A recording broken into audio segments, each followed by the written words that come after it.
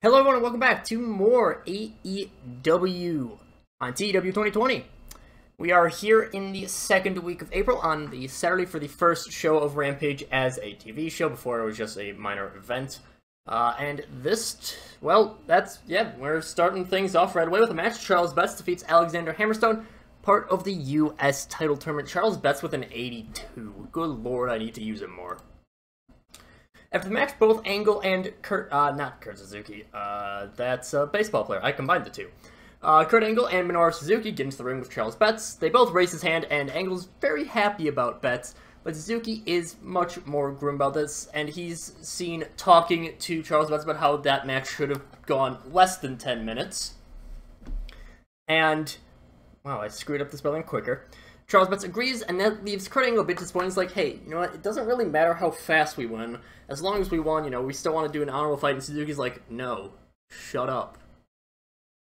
So, Suzuki trying to turn Betts a bit to the dark side. Potentially, who knows. After this, the Boss Bitches are seen in a backstage area. The commentary explains who they are, because they've only made a few appearances and only on Dark. Jade Cargill is pissed off that she lost her match last week against Anna Jay, but she swears that people as legitimate, as hard-hitting, as much of bosses as these three women are, they are going to get their serious props in the AEW Women's Division. Black and Bouchard agree. They assure that while they were unsuccessful in winning the TBS title, due to Cargill being the only participant and she's already been eliminated, they have a lot of room and a lot of time to be the greatest part of the future of the women's division. And while they still have to contend with other future groups, such as the Nightmare Family's young women, Bianca Corelli is 26, Roxy's only like 19, Lavender Sky I think is 22, Cargill's 29, Bouchard is 23, Elena Black's 24, I think. It's pretty close in ages, to be honest. And they also then turn their eye on Anna Jay, who is the one who defeated Jade Cargill. After this, Chris Statlander defeats Penelope Ford, part of the TBS title tournament. Then Dustin Rhodes is seen being interviewed with an unseen interviewer. This is just like a sit down. You see the camera. Dustin's just talking to it. There's no interviewer. About how Garza is going to be his match, the main event of next Dynamite. And Dustin says Garza's been damn good ever since coming here. I can't deny that, but I'm not just going to roll over and die because he has a long win streak. Because he's held that title for so long. Somebody's got to eventually take that title, and I'll be certain that it's going to be me, because I'm not ready to retire yet. I've never been a champion in AEW, but even if I'm champion for only a day, that'll be something that's well worth it. And Garza, I'm ready for you. So Dustin Rhodes versus Garza, that would be our main event of the upcoming Dynamite. After this, Brody Lee defeats Ricochet, the running big boot. Kind of went back and forth between who would win this, decided with Brody Lee. Brody's subdued but happy about his win, lording tall over Ricochet. I imagine this was, you know, one of those, he's still on his knees from the pin, he's just standing, he's got this fairly evil grin on his face, and he's, you know, the commentary puts over that he knows that if Cody wins his next match against Fred Yehi, wins his first round matchup, that Brody and Cody will fight once again. Of course, Brody and Cody having a long feud in the past, and in real life. Brody more than looks forward to this. He enjoyed that time. Screen then shows footage of when Miro Palmer bombed Renee through a table a year and a half ago. Camera zooms out, you know, this is like, it's recording on the TV, it zooms out and it shows, like, I'm imagining, not necessarily like complete trailer park trash stuff. Miro is just sitting on the couch, he's watching intently, and he's just watching over and over and over again. And he just says, no matter what I do in this company, no matter what I do in my career, this moment will haunt me. Renee Paquette did nothing wrong. Instead, I crushed her in order to storm on my path towards Jon Moxley, towards a world title. Nothing that I do will make up for that event a year and a half ago. But there's something I can do now. I was once the most hated man in pro wrestling, but now that title belongs to Pac. At least that's what I believe.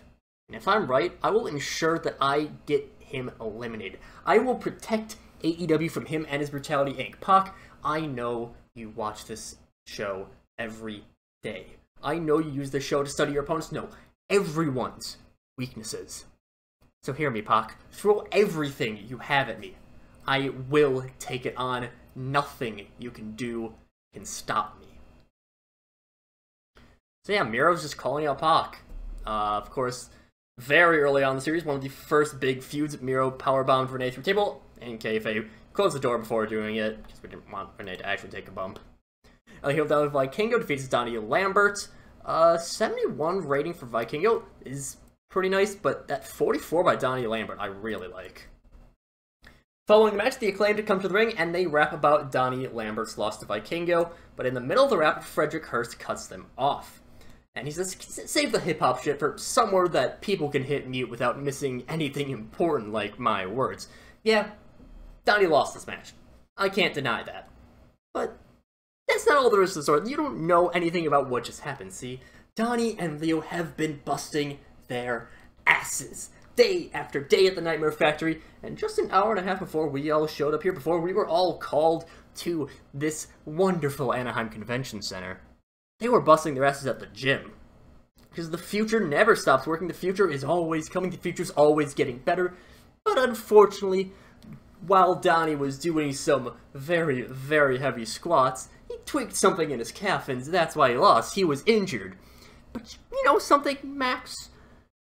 Why haven't you been on the show lately at all? Like, I get it, we are just these new guys. We don't have any of the backing, but you have someone on the booking committee on your side, and you still can't get on either show. You can't even get on Dark, you can't get on Dynamite, you can't even get on Rampage. You gotta pop into our spotlight, but hey, yo, whatever you want to say, all's forgiven. You guys have plenty of money, you're part of this big old bankroll, and you can just pay us reparations for all of this slander, and, of course, you can pay us as forgiveness for hurting the audience's ears. Frederick Hurst just being a big shit. I imagine, like, as he's saying, you know, but Donnie got injured, Donnie, he's just like, oh shit, yeah, oh, I'm injured, oh, my calf, Leo Lambert's there, he's just like, yeah, totally happened. They're just being annoying heels. After this, we then cut to the club owned by the private party just as they enter. They see that the place is completely destroyed, with all their expensive equipment gone as well. Quen is especially pissed off at this, but Cassidy and the Godfather calm him down. They all know that this is the fault of the Latino World Order. I always don't want to say Lucha World Order. And while things had gotten dicey before, including costing Rey Fenix his match in the title tournament, now all gloves are off, everything is at play. The private party officially declares war on the LWO for whatever that means. After this, Hanzo Katana defeats Yuka Sakazaki. 61 rating for Yuka, very nice. Ham's 33, not as nice, but still. 39 for a match between unimportants is really good. I meant to have Trish Stratus here. Joe is being interviewed by Trish Stratus, and he says, well, you definitely surprised me. I know it's because of some extenuating circumstances, because of some other heat getting involved, but the little nephew of Big Papa Pump managed to get a one on primetime TV, huh? I'll say this, I respect your guys, Steiner. They've got some damn impressive things about them. They still haven't faced off against me. They haven't faced off against the Samoan submission machine. Will Hobbs has. I'll give him a pass because he lost, but now I think it's Little Bronson's turn. Are you ready to stop cowering, Scott Steiner? Bring it on. Bring on your nephew. Bring on your family. I will choke them out. Samoa Joe was superb without a script. Big Swole then defeats Britt Baker. I probably was supposed to have something in there, but oh well. Ashley Flair is once more seen banging on the door to Paul Heyman's office, and once more Shotzi shows up chilling out in her tank, and she says that Flair has just missed Heyman. Just before Shotzi is about to shoot another foam missile, as she did last week, Flair shoves her out of the tank and begins beating the crap out of her. The Queen's Court come out from around the corner. I probably should slow down my talking, but I'm not going to. And they take the tank. Lydia, she takes out the foam missile. She tosses it down on Shotzi as they leave. I like booking Rampage. It's giving me chances to show some of the lesser people.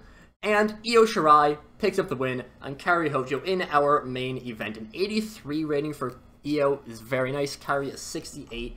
That is what the segment gets. And a 71 rating, I expect Rampage to score a little bit lower than Dynamite, just because I am focusing on some lesser storylines. But still, I think that was a pretty good show. It's a good way.